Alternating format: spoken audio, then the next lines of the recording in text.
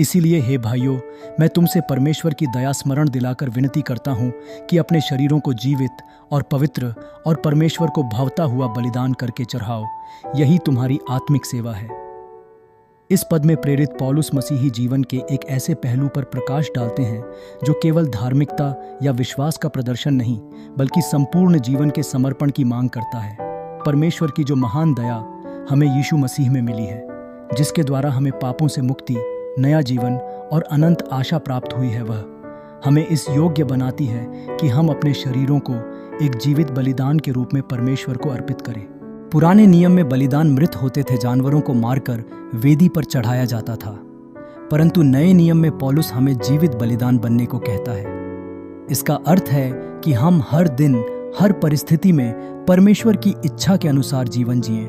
हमारी सोच, हमारी भावनाएं, हमारे कर्म, हमारे निर्णय सब कुछ परमेश्वर की महिमा के लिए हो।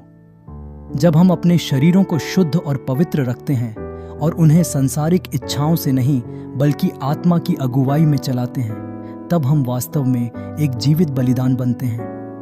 पवित्र का अर्थ है संसार से अलग, पाप से दूर और परमेश्वर के लिए अलग रखा गया।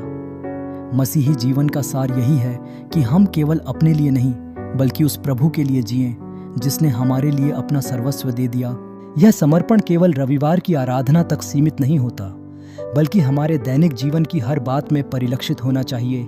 हमारे कार्यस्थल, हमारे परिवार, हमारे विचारों और हमारी संगति में। अंत में पौलुस इसे आत्मिक सेवा कहता है।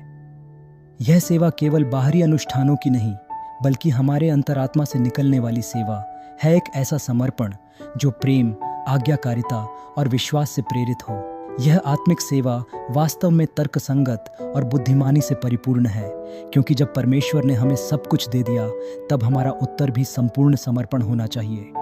इस पद के माध्यम से हम सीखते हैं कि मसीही जीवन केवल विश्वास करने का नाम नहीं है, बल्कि अपने संपूर्ण अस्तित्व को परमेश्वर के चरणों में रख देने का आह्वान है। यही सच्चा बलिदान है, यही आत्मिक सेवा है